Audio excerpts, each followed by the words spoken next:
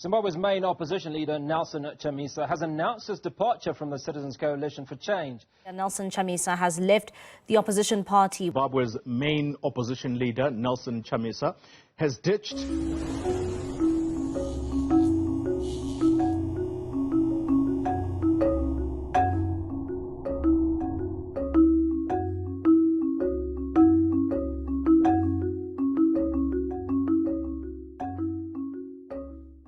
Hello and welcome to Spotlight on Zimbabwe with me, Violet Gonda. Nelson Chamisa has abandoned his baby. He has turned his back on the party he conceived in 2022, the CCC, which means turning his back on the 2 million people who voted for him.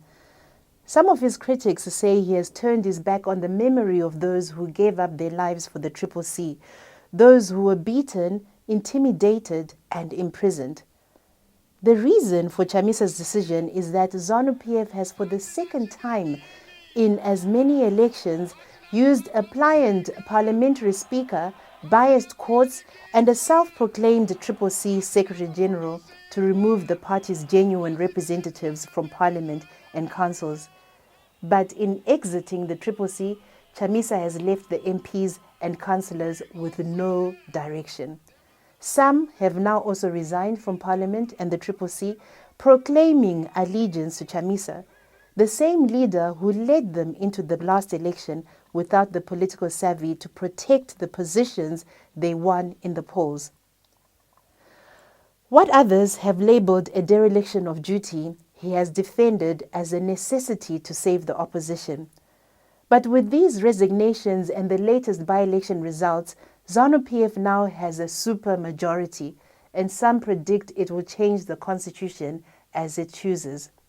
The 2013 constitution arose from years of political turmoil that saw hundreds of supporters lose their lives and many thousands more suffer horrendous beatings.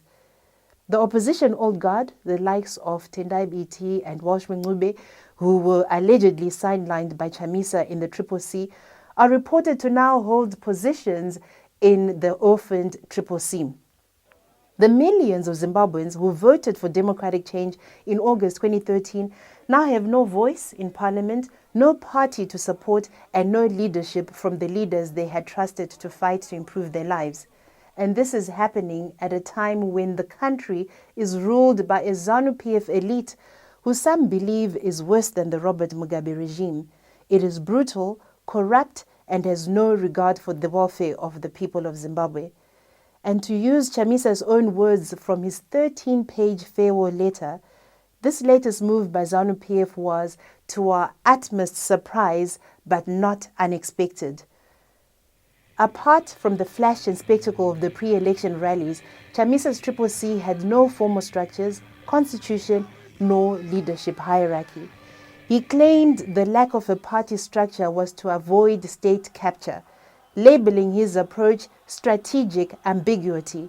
But it was this strategy that saw his party lose the modest gains achieved in the 2023 elections and resulted in ZANU-PF taking its supermajority. The reason that Chamisa should be held accountable for this strategic blunder is that he oversaw an identical state raid and plunder of his previous political baby, the MDC alliance.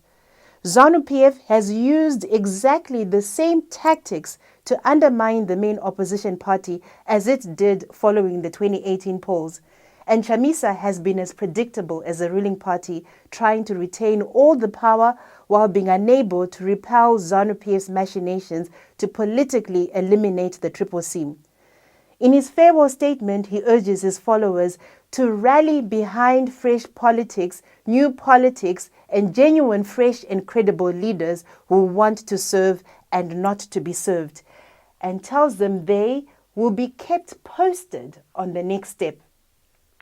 But at his final rally in Harare before the August 2023 elections, he assured these same followers that we have dubbed this rally Game Over Rally because we have realized that it is game over.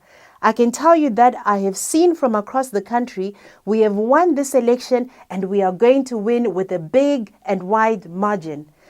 And he went on to assure the country that a lot of you are so scared and worried that there's going to be a repeat of 2018, that we are going to be cheated again, that we are going to be rigged again.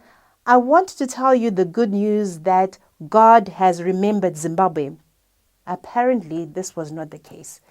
Chamisa ends his farewell letter to the CCC with these words: "Thank you all, fellow citizens, for the support and continued prayers as we get ready to lead and play a nation-building role in a new great Zimbabwe. Let us embrace the opportunities that lie ahead. Change is coming soon. God bless you. God is in it."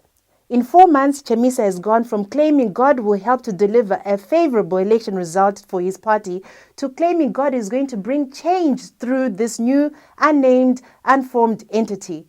And after his resignation from CCC, he claimed that the Holy Spirit is his sole advisor, possibly implying that his actions cannot be questioned as they are the will of God.